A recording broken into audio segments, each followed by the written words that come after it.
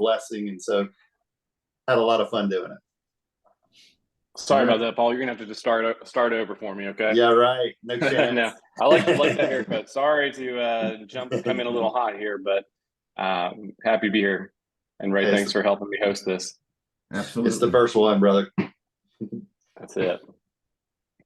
Well, all right. So where did we leave off? So one thing that I wanted to just start with for everyone on the call that might be on now or watching this later, but Paul Bentley and Rob Robinson were two of the first sales reps, let alone first industry professionals that I think I ever met when I came into the business.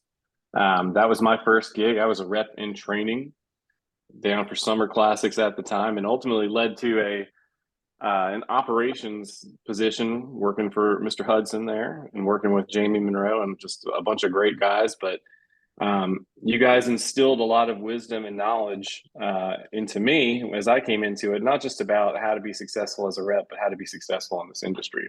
So the one thing I wanted to ask right out of the gate, and Ray, tell me if you've already asked this, but what are a few things that you would tell some younger reps when they're starting out? Like, what do you wish you knew when you started, Paul? You and Rob, same question to you. You guys have been in this a long time. I know a lot of folks on the call probably been in the business a long time, but what were a couple things that you wish you knew when you first started? Steve, I'm gonna let Rob introduce himself real quick, and then I'll dive into that answer. How about that? Because it was just right on the cusp of introduction. Perfect. So my name's Rob Robinson. I've been with Gabriella White for about 20 years. Started as a product designer, moved into marketing after a couple of years, and then kind of helped run View as our acting CMO, and I was his go for this, go for that. And we grew the company to be 10 times the size it was when I started, when I was in marketing. And then about 8, maybe 9 years ago, I switched over and become a rep, which was the coolest move I ever made in my life, because I get to work with Paul Bentley and he likes to heckle me daily. Which is hilarious. I get texts at night just of all kinds of silly things. But so I've got kind of 3 different lenses that I've seen the industry with design, marketing, and sales. And one thing that I wish I had known when I started coming from marketing, I did all these demographic studies, and I was doing population centers and all this other work. And really the only traction I got was, instead of working really hard behind the computer, I just got in my car and went to see people. So I think rule number 1 of being a rep is show up. And then as a friend of mine named Steve Bennett said, he says, show up with food. and that really makes and then Paul Bentley added later, he goes, show up with food and ask for the order. Yes, that was very important. Don't forget to ask for the order. But one thing for me, guys, is just act with integrity. First and foremost, if you can be a trustworthy partner and act with integrity, I think it's just so important. I mean, guys, we all know this, but certainly you will help grow your business if you do the right thing each and every day. And Steve, you had talked about fundamentals. It's pretty easy for us. The company has 30 fundamentals that we focus on each and every year, and they're the same 30, and we review them once a week. We go over one fundamental per week, and then we redo them as the year goes on. And so one of those was act with integrity. So I literally was able to kind of dive into our own fundamentals at a company level and just kind of share that one. And I have about 6 or 7 more, but as we go through, we can zero back in on those if you'd like. And I think with the integrity, I would say, another core fundamental that is almost the same thing is do what's right for the customer. If you act in their best interest every day, I think that's really important. And one of the things that I guess my number 2 of my top 10 is be a consultant. Your story, why should I hire you? We see the competition. We get to go into all the dealers in 5 or 6 states, and they can't necessarily get into all the other dealers, but we can. So we bring like a wealth of knowledge of what's working, what's not, what categories they need to be in. And then oftentimes when I show up at a dealer, I just try and help them out. Like I can consult on anything. It doesn't have to be my line. Like I've taught staff how to sell their other lines. I've, helped with merchandising. I've helped with margins and pricing strategies and how to, be healthy from the bottom line, talked about credit, all the things.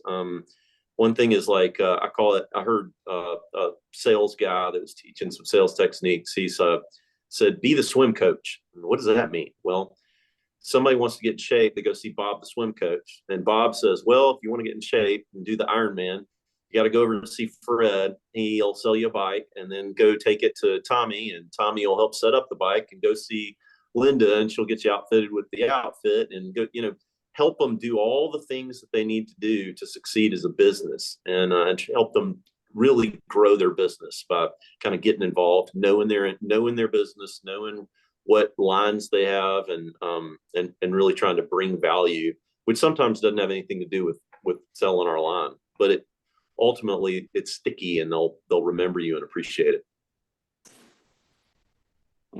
Thank you. Well said, Rob. And one of the next questions I had for you guys before we get into, I definitely want to leave plenty of time to talk about some of the communication tools you guys use and the method, and just how effective communication helps you guys not just sell but consult, and just kind of be a more well-rounded rep. And I'm very curious to learn about that Hit 'em Up app, but it kind of piggybacking off of what we've already talked about, but like, I think I sent you guys a note in advance saying like, hey, what are some of the core values that you've learned along the way that you feel you've held on to through the years that have made you successful, and ultimately trusted advisor, a trusted consultant? I mean, you guys have already shared some, but just you care to elaborate on that just a little bit? Yeah, I'm gonna give one. I'll have three really, but first and foremost, be fanatic about response time. It is if we all, there's 15 people on the call, if we all are truthful, we look down at our phone and we see some bubbles, some blue dots on your iPhone email, and open text.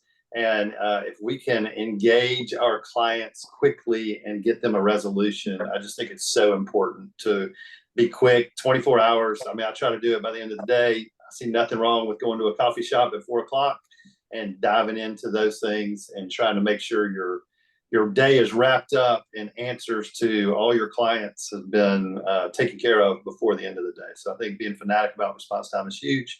As we talked about, showing up, furnishing the client with a solution. This is a good one, and everybody on this call knows it, but we don't always do it. I know I do not. So here's an example.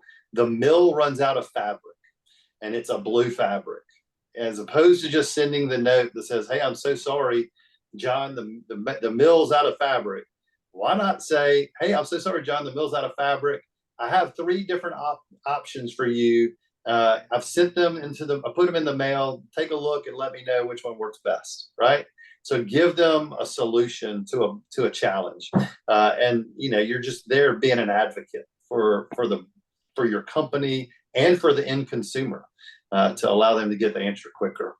And then think and act like an owner. I mean, that's, from a sales representative, sales pro standpoint, we have to look at all things from the lens of not only the retailer or the designer, but also from the manufacturer. And so it's a balancing act. We got to do a really good job of making sure we're looking at both of those lenses and operating appropriately and getting a good resolution.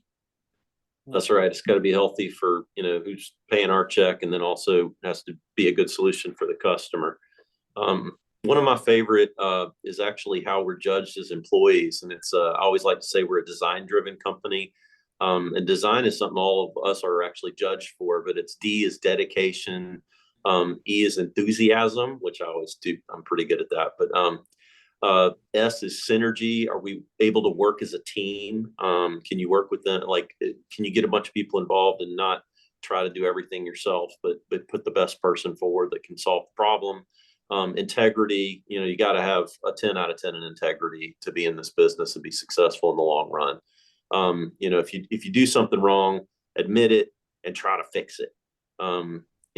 Everybody's going to make mistakes, but when we make a mistake, we need to right our wrong and do the best we can to do the right thing, which is my favorite fundamental: do what's right for the customer. And then it's a DESIG is goal oriented. You know, you got to know what your numbers are, know what their numbers are, know what their business has done and where they need to hit, and keep them informed on where they are throughout the year of, you know, where they are to meet minimums, or, you know, maybe what's selling well and they haven't tried. And then nimble, you know, being able to pivot when there's an emergency. that's needs to be really important on everybody's radar. But yeah, design is something I like that.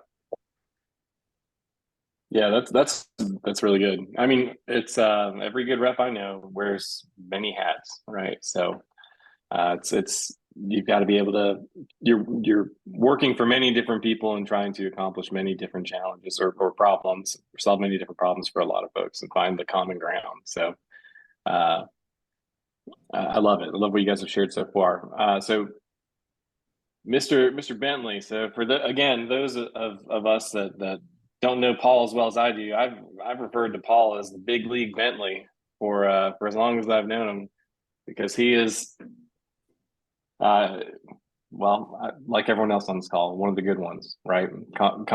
Constantly learning, constantly growing, looking inward rather than outward, and developing new strategies and adjusting, very much like you just said, Rob. So one of the challenges I think that everyone has is communication. So you had shared with me, gosh, a while back now. A long time, yeah. Yeah, about a great app that you use. And I wanted to make sure we took some time to chat about that real quick. It might be difficult to show everyone that app, but at least you can explain it and what it does and how it helps you. Yeah. So if just quickly, and I know I'm looking at some of the names on here, I know them. You know, we've been doing this a long time. Being nimble and being adaptable to change is super important. So when I started, I was doing triplicate carbon copies of orders. And everybody remembers those, right? One goes to the customer, one goes to me, and one goes to the house, right? So then it went to fax machines, faxing all your orders in. I skipped snail mail. Fortunately, I don't go back that far. Ray, I don't know. Oh, BlackBerry was one huge thing that everybody adopted and said, hey, here we go. We're going to just start emailing our orders, right? And then in the emails, and that's where most people are kind of locked in, is on the email chain. Personally, I think most manufacturers, if they're being honest, are over emailing as opposed to under emailing. And all of a sudden, it doesn't look like your emails are important. And clients, and Rob and I experienced this week, asked to be removed from an email e-blast or e-chain, report, so to speak. So texting, I started looking at as something that I feel like everybody dings at their phone, and you watch them at the shows, you watch them at High Point, you watch them in Atlanta, they're going to look at a text. And so I've utilized what's called Hit 'em Up. It's a texting app. It is certainly not the best one for texting as a texting platform. It's just the one I started with. So, and it's the one I use a great deal to get adoption and to get response time from clients. Essentially what it does is I can create, a generic text, putting somebody's name on the front of it, and it'll be, hey, Rob, we have a new sale going on this week, May 9th through the 31st, extra 5% off, dive in for Memorial Day. And within seconds, every one of my clients gets that particular text. And what's amazing is how quickly I get responses to those texts. Hey, Paul, thank you so much for letting me know. We'll grab some orders and we'll zap them your way. And it's just a touch base. I do not use this. I use it maybe once every 2 to 3 weeks so that it is continually important to the client.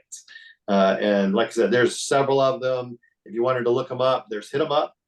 There's Simply Texting. That's a Simple Texting, excuse me. Textily, which is a really good one. I liked the way it looked.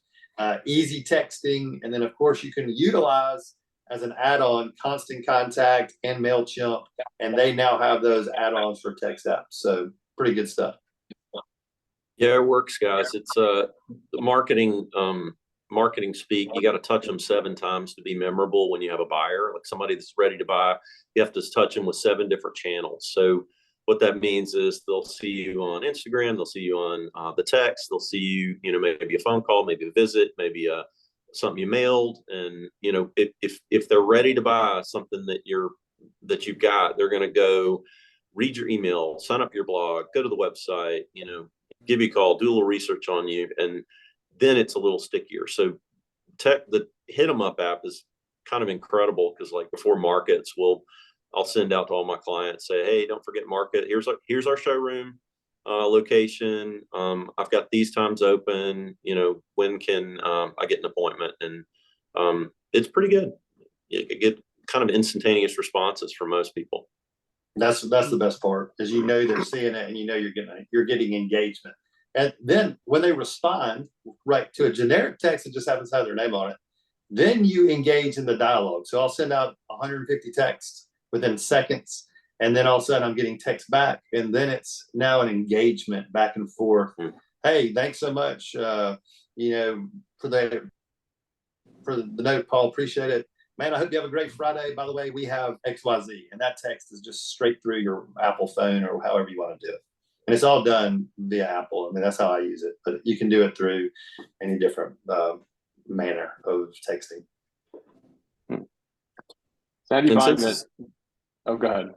Sorry, since it's direct, and when you talk to them, your clients and what they're interested in. So they say, oh, yeah, you want to see that Baldwin chair? It's still on the floor.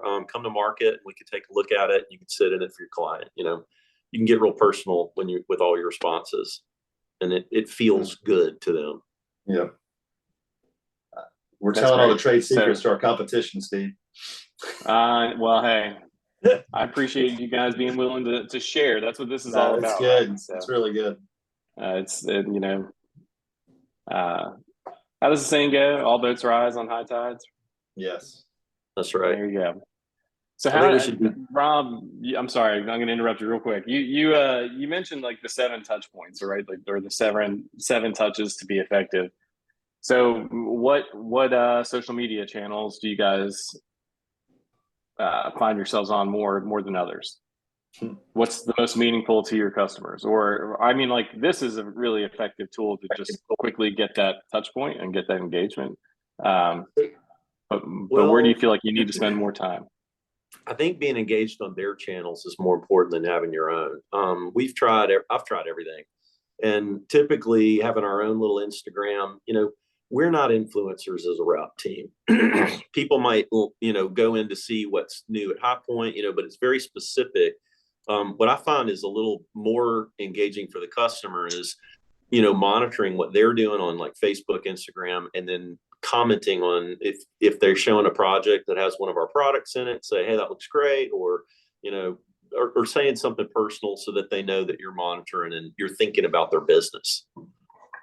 The other part of that that's super helpful is when you walk in, if you're monitoring those social media channels. And by the way, for me personally, it's Instagram. Just to answer your question, I'm very rarely I'm trying not to look at Facebook as much, just to have some time to myself. So Instagram, certainly you're seeing a lot more professional content coming out of LinkedIn recently, almost like an advertisement.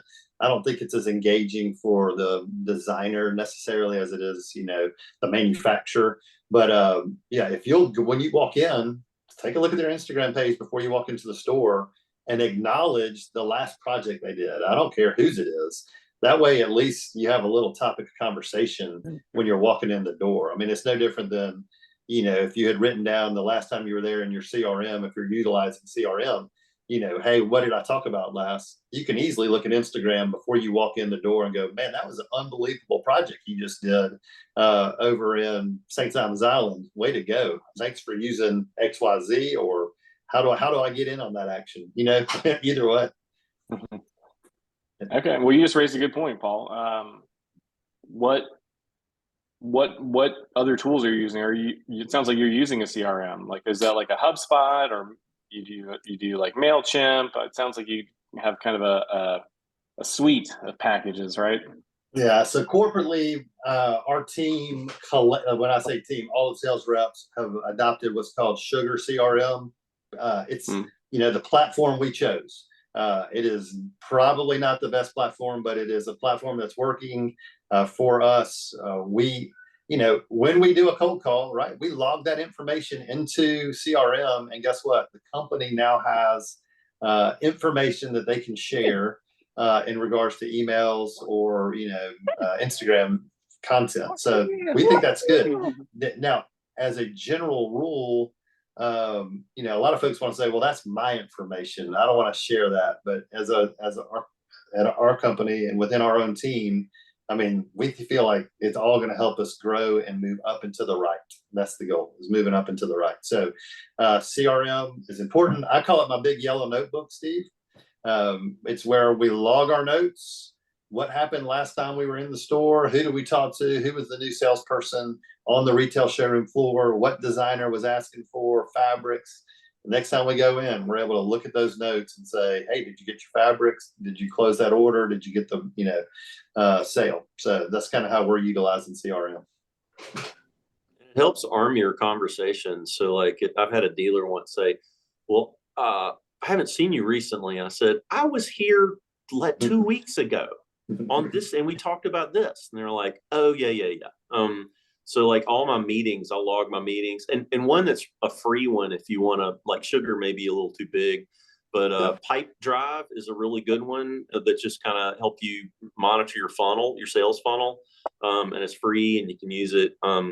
But I like to log my meetings. I like to log my notes. I like to kind of utilize all things, but that way I'm informed about when I saw them last, what we talked about, who's their new staff on the floor, what do we talk about, where are they from, all the things. Because the days of the Rolodex are over, and the little shoebox of index cards is gone. My grandfather had that system. Yeah, that's right.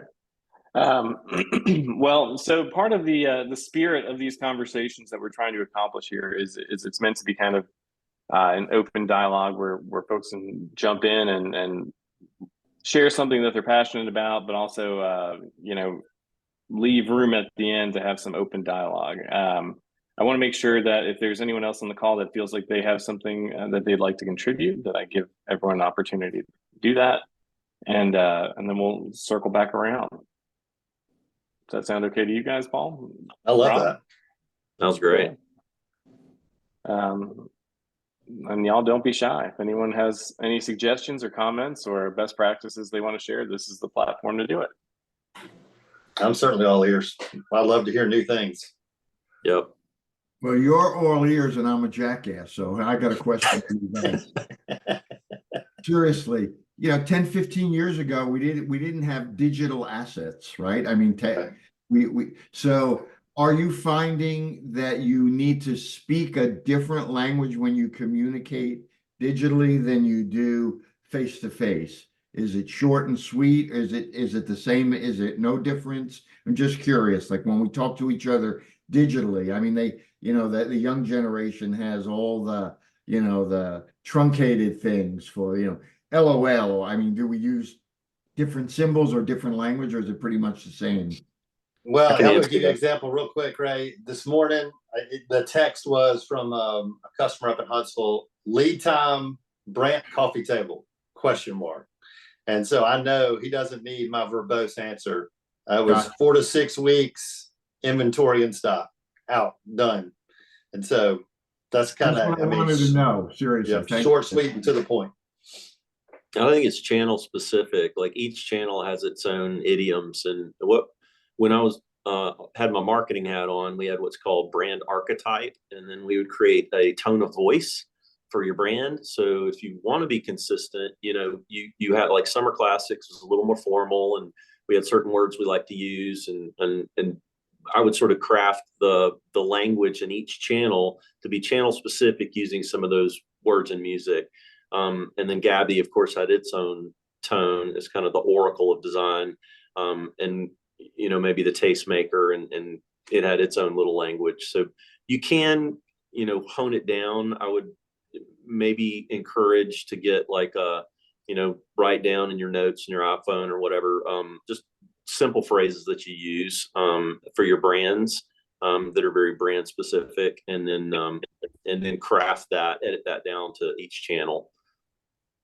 Because like Twitter is going to be really short and sweet, and then Right. you may want to do a longer, different type of maybe video vlog or something on Instagram, and then reels on, everyone's a little different,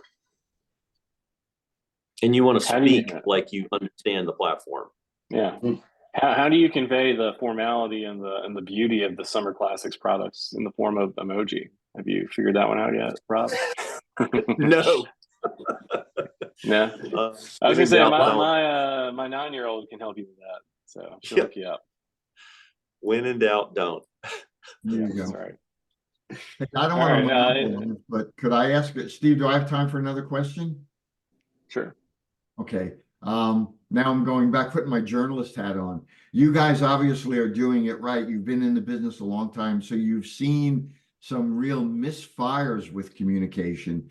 So with that in mind, I guess my question is, on a scale of 1 to 10 as an industry, 10 being we're great communicators, 1, we need a lot of help, where numerically would you put us, and what suggestions would you have industry-wide to do a better job?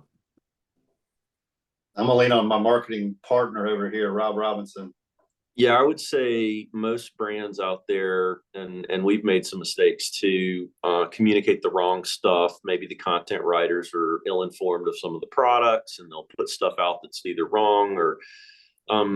I would say it's super important to be relevant, and relevancy is something that I think our industry has missed the mark on. It's kind of like a show up and throw up strategy for most manufacturers and most rep teams, and we need to be engaging, and that you have to think about what the customer wants to hear.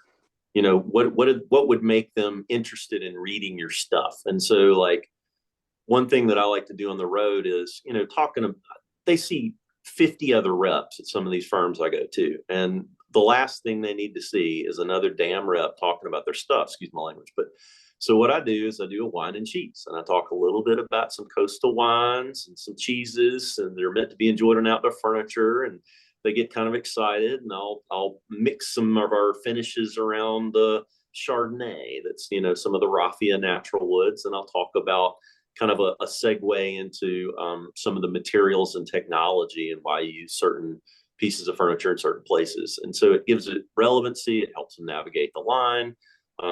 And I think the same kind of je ne sais quoi needs to be put into our messaging. And so one of the things that we've done is to try and help pare down we live in a visual, noisy world. Every marketing agency and internal company is trying to jam stuff down people's throats on all the social channels. So, how do you do that with email? Well, we send out a monthly rep email that's insider news, kind of bullet points, short and sweet, but things that they need to know about what's going on internally. And then we'll hit them up and say, hey, did you see the newsletter? And then they'll be like, oh, no, I didn't get it. I said, check your spam folder. We got some really important information in there. Okay. And then they'll go check it. So, it's kind of like you can't set it and forget it. You got to kind of monitor it a little bit. Does that help? Answer. We're talking a lot about pushing out information, pushing out visuals, pushing out pictures, pushing out PowerPoints. Talk to me, both of you guys, a little bit about the importance of listening, because you both touched upon it, about knowing what your customer. I mean, we're talking about communicating the other half of it, right? My mother used to say, God gave you 2 of these and 1 of those. So what's your experience about how good a job do we do listening, and what advice could you give us about listening as well? So I'm gonna jump in here. We have another business partner who focuses heavily in Atlanta, and she just started. Her name's Diana Horsley. And so when I was going around and introducing her to a lot of the clients in the Atlanta market, I told her before we walked into stores, I said, now listen, I'm going to ask a question. and we're not going to really respond. We're just going to listen to the answer. And the question was, what do you like to see in a salesperson? How do you like the sales rep to work for you? Yep. And we didn't say a word. And it was phenomenal what Diana was able to hear back. And now she knows what that client's expectation of her is.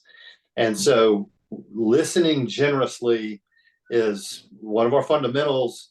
I do not do it well. I try. It's a learned skill to listen generously.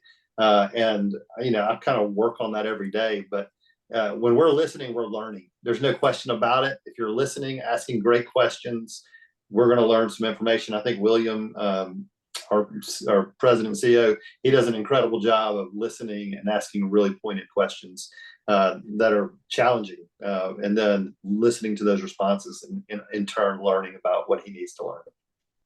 To echo Paul, listening to understand is very different than listening to craft your next comment. So most people, when they listen, especially when you have conflict or something like that, the other team is saying what they're saying, and you're just formulating what you're going to say next. Don't do that. What you need to do is just listen to understand and repeat back. What I heard was this. Is that correct? Is that all? Do you want to tell me some more? And they'll give you a full picture. Like Paul and Diana, when I first got out there, I started to ask all my clients, what's a great manufacturer for you? What's a great rep for you? What does that look like? And the more questions you can ask to learn about their business, and then put it in your CRM so you remember it, but it'll help you furnish a solution. So for retail stores, we teach something called the gift of great service, and you greet and then you inform about what's going on, or they're going to inform you about what they need, and then you furnish a solution. Well, you can't furnish a great solution if you don't know all the what they need. And so if you want to get an example of the best questions ever, I forgot what the show is called, but it's the Hot Wing Show, or the superstar celebrities eating hot wings, and then the guys telling him, asking them all questions while they're dying from heat. And but he does extreme research before he gets to his clients, and he'll find some really cool nugget, and you'll hear this all the time from the celebrities say, "Wow, that's a great question." So I love to hear a customer say, "Wow, that's a great question." So even if they tell you no, like say, "No, I don't need another line. I need another line like a hole in the head." I said, "Well, tell me about what's your best line and why? What's your worst line and why?" Okay, if your worst line's doing really bad, when they really mess up, can I give it a shot? And usually it'll be like, okay, well, maybe. But you can't, and look for holes is another thing. Like, walk their floor, and then you'll see what's going on, and say, "Hey, tell me about your business." And after an interview where you're listening twice as much, 2 ears, 1 mouth, twice as much as you're speaking, then you can offer a couple of solutions that really fit in, because they'll just tell you. Literally, customers will tell you what they need. Hey, one other thing on that, Ray, is this thing right here. Put it down, put it away, and be engaged in the conversation. I think that's very important. Leave it in the car. Leave it in the car. Just leave it in the car if you know you're going in. I think it's very important. Yep. Good point. Yeah, you want them to feel that they've got your full attention. That's right. Important to them. Absolutely. But I It like sells- the sense about deflecting or responding to negative anymore, because that really is critical. You're with your customer, and so what do you do? We're talking to communicate. How do you communicate politely but effectively to defend your position when the guy is just nitpicking the line to nitpick? Well, what would you say if I'm like, yeah, but I mean, how would you come back at me in a way that I still want to talk to you, but you've gotten to make your point? You got to acknowledge their feelings. Like, if they feel a certain way and they've got a legitimate argument, acknowledge it. Say, "Yeah, I understand that's a pain point. I see your side of the fence. And by the way, we've got some really great deals here. Do you want to look at it?" What about But if they're not being reasonable? You know, if they're just picking the pick, is there a defense where you can come out of that, you know, smelling like a rose, make your point, and have the guy still or the girl still happy to deal with you? You know, sometimes people just want to say no for the sake of no. I've in my early days, I go in with, you know, some reps when I'd be working with a retailer. And in the old days, you guys probably remember this. The buyer would take his watch off. I've seen this happen in the city. Put it down on the desk and say to the guy, "You got 5 minutes. Sell me." I mean, how? What's the verbiage there to get 10 minutes out of the guy? well, I've got Yes. a couple Go of ahead, answers. Rob. I mean, so I have a funny story. I had a design firm I was dying to get into. They're unbelievable. And I went in and Lisa said, I can give you 30 seconds. And I said, okay. So I said, I was thinking I can talk a lot or I can just show her something to get it sexy. So I take pictures of all the showrooms and I was showing her pictures and I was just talking design language. I was speaking her language. Like if you want to be a banker and get a job at a bank, dress like a banker. If you want to be engaging with a designer, speak design. So I spoke design history and iconography and certain pieces and, you know, and she says, "Are you a designer?" I said, "Well, I'm a sales rep, but you know, I know some design." Well, it turned into a 30-minute meeting and then she bought into the line because she respected my perspective. So what you say and how to step over to the line is really important. So I spoke her language to her and showed her visuals instead of trying to talk a lot. I love it. Hey, Ray, sometimes a client doesn't have time. I mean, simply they don't have time. So I think I can go full circle with what Rob said at the very, very beginning of this Zoom call is show up and show up again, right? So, hey, I'm sorry you don't have time today. Maybe the next time I come through, we can discuss this a little bit further. I'd really like to talk to you about X. That is opening the door for you to come back, right? And then you just got to show up and do it again. I've sold a lot of business because I can't. People go, "Wow, you just won't go away," and I'm like, Yeah, well, that's kind of the idea. So I call it the pity order. You know, they're like, "Gosh, he's been here 20 times. I got to throw him an order." You know, I feel bad for him. He's burned $1 billion in gas and hotels. But the other thing about being nimble, like one of our, you know, design, our core value being nimble. I showed up at a guy and literally I drove all over the city. I didn't have anybody in that town and I needed one. And I just started popping into furniture stores and, you know, talking to the staff at all these different, you know, stores. And I said, "Who in the world in this town?" I'm in Mississippi, so you know it's tricky. But I said, "Who could sell a $6,000 outdoor sofa?" And they told me the 3 people that could possibly sell it. So that day it's 4:30, and I popped into the third at 5:05. And John was like, "Well, I'm closing up, but can you come back in the morning?" I said, "Yes, I can. We open at 7:30. I'll be there." Booked a hotel, changed my plans, showed up the next day. They placed a $40,000 order. It was amazing. And I spent 2.5 hours with them. So like, you know, be flexible, listen, and show up a lot. Fix their problems. Yeah, that's right. Be This is creative. invaluable stuff, guys. You can't get this on TV, you know? That's all right. Well, hey, I think there was a question in chat real quick. Someone wanted to know, you know, they called out, you guys have a ton of great information to share, but you know, are you, your employees, like who is training you? Is it coming down from the company? Is it you guys sharing best practices with each other? What does the training process look for you guys? I think, and this is not my line, but we have an MBA in mistakes, and so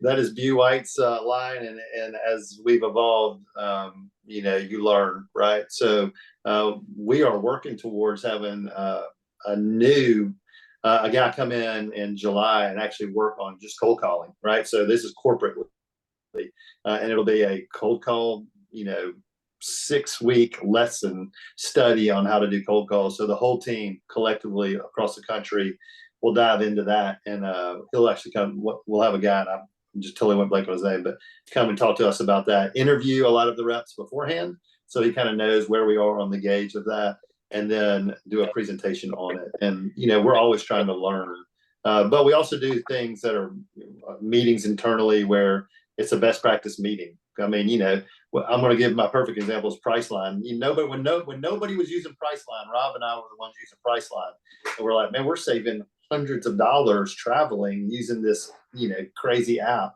and it worked. And then all of a sudden, the whole company was diving in there. So I mean, it just depends. Now their fees are too high, but Rob still uses them. I still use them because you can game the system on your phone and get a good deal. But anyway, training is really important. So training comes in a lot of different ways. You can get some from your manufacturers, you can get some internally. I talk to all the other reps when I'm at market and try and glean information from them. And like, I'll go like Tim Palmer's an expert in upholstery, and I feel like I need to shore up my information. So I'll talk with him for a long time about upholstery. I'll go to like the upholstery category manager, and I'll talk with her for like 30 minutes. So a lot of it's self-taught. Like you have to say, I need to know this. I'm not good at this. Who's the expert? And go talk to them or try and get it. Or I do research all the time. We've got windshield time like nobody's business, driving. I'm Mississippi, Louisiana, Arkansas. So I've got a lot of windshield time. Long drives between cities that have accounts. So I'll do all kinds of, podcasts and research. It makes the time go by, and you learn all kinds of great things. Rob's a big TEDx guy. He's not going to tell you TED Talk guy. He does a lot of those because he'll send me a note and say, "Hey, I just love listened it. to this talk. You need to listen." Amazing. TED Talks are addictive. But then like, furniture history, like we had a good friend of both ours. He's a GM at Lane Ventures, Sean Duke. He was a furniture history buff. And so I got, the history of furniture, a couple of books on that, started reading them, getting some of the words and music right. So I'm educated because every interior designer has a history of furniture class when they go to school. So I wanted to, now I had that in college as well, but like I needed to get more of an interior design flair for it. So and the dealers will tell you what they want. A lot of it comes from, okay, well, I need to know more about this because I've had 3 dealers talk about X. Right. So like, yeah. So it sounds like you work for a company that invests in their people, invests in ongoing training, but it is equally important for you to invest in your own knowledge base, and because you want to understand your customers and your needs, or in their needs. One question that came in while we were just talking is, so I know you can't see everybody on this call because camera's off, but I would argue probably almost half the people on this call, or several, maybe a third, are under the age of 40, my age or younger. So how do you feel about, what's the best path to bring new young people into the business, specifically on the rep side, because it comes with some unique challenges. So one thing young people need to learn, and I certainly needed to learn it when I became a rep. I graduated my first college degree without much computer stuff. And I didn't realize how much of a leg up that was on, I've got 4 kids and I talk with them all the time, but people forget that 83% of communication is body language and tone, which you cannot get from a text. You have to get it you can get a little bit of it from what we're doing now, which is a Zoom call. And then, you get none of it from an email and none of it from a text. Pick up the phone, give them a call. Young kids are afraid of phone calls. I love cold calling, and I'll say I was terrified of it at the beginning, but I learned that fear is the same part of your brain as excitement. So if you can say something I'm afraid of here, and if you can say, no, I'm excited about that. So now I kind of love cold calling because it's a roller coaster ride. So that's another thing that you can do is anything that's like if you're afraid of calling because you're young and you don't really call, you always text your friends, maybe transition that by saying, you know what, that's excitement. That's adrenaline. Okay, so to get them into the business, Steve, will be like we are like our company works real hard on starting folks on a track early. So we try to get them in as a junior rep, maybe put them into a showroom where we have retail stores, identify the young folks who really are doing a very good job selling to the end consumer, right? And then moving forward. But it's our duty really to bring in guys like when I was 23. It's to bring in the young folks and talk to them about, hey, you really might want to look at this. And I'll talk to people in showrooms mainly, into retail stores. Hey, you really have a knack for furniture. Have you ever thought about being a sales professional in our industry? And most of them look like, hey, you've got two heads. I'm just over here working a 9-to-5 job. But they got to have an end. I was really lucky. As y'all know, look, I mean, Ray and Steve, both in the furniture business, father, son. A lot of this is legacy path driven. To get right into the business is up to the manufacturers to do a better job of grooming folks to get into the business. And for salespeople like me to identify them and say to management, hey, we want this guy to come in. We just hired 2 new folks who are less than 30, and they're going to be traveling, territories. They're already traveling territories, so we're super excited about it. Yeah, Bew and Harold, when in the 2000s, when they were growing Summer Classics, they said everybody in our company's old. We need to hire some young people. So they hired a whole crop of young folks, and they called us the children. And I was the children for a long time. So was Steve. Steve was a child. He was a child. Yeah, Steve was too. We all are. Yeah. And now that we're, grew up a little bit, I wouldn't say I'm old, but I will say that, now Paul has pushed on me a little bit to pick somebody to mentor. And so we got some young reps that came on board, and Paul and I'll spend a lot of time with them, just teaching them the ropes. And it feels good. And the best way to learn, we talked about training for a minute, but the best way to learn is to teach. For sure. Well, I'm going to ask one very important final question, and I'm going to open it up to the group one last time, and then if not, we'll call it a day. But you just said it, Rob. I mean, as we come across young IHFRA members that are maybe down in your neck of the woods, are you guys open to mentorship? 100%. I'll answer the question. Listen, we love bringing people into our showroom and our factory, doing a tour, walking them through, taking them through the design process, looking at, how the cushion plant operates, noticing how the logistics team works. I mean, we are a team, right? So that team, like you said early, Steve, rising tides lifts all boats, and everybody in the team has to operate efficiently and effectively to continue to move up and to the right. And so, yes, if somebody was interested, I would say absolutely give us a buzz, and we'd love to have them in town. We live in Birmingham. That's where our factory's based. And we're happy to have them. Great. It's a lot of fun. All right. It is. And you guys have built a strong culture down there. That's one thing I've always admired about you guys, about Summer Classics and the whole family of brands. It's just a wonderful culture and a wonderful place to be if you can get used to Alabama. So come on, it's a little hot. It's 92 degrees right now, so it's a little warm this morning. Just a little warm. Okay, all right. Well, look, I am super grateful. I'm gonna be respectful to anyone else on the call that may want to jump in with a quick question, but I'd love to send everyone on their way within the next few minutes. But anyone for a general question that wants to jump in? Hey, can I say thank you? Because there are 15 participants started, and we had them all the whole time. So thank you all for taking the time out of your busy day to listen to Rob and I, and we really appreciate it. No doubt about it. Particularly me. Somebody says I'm loquacious. Yeah, understatement. Rob Robinson, if anyone doesn't know, is the singing sales rep. Just I got to throw that out there. That is true. Yeah. Sing this out. For those who say you can't teach an old dog new tricks, Fido learned a couple of things today. So thank you, guys. Good. Thank you. Yeah. Ray. Thank you very much for your time.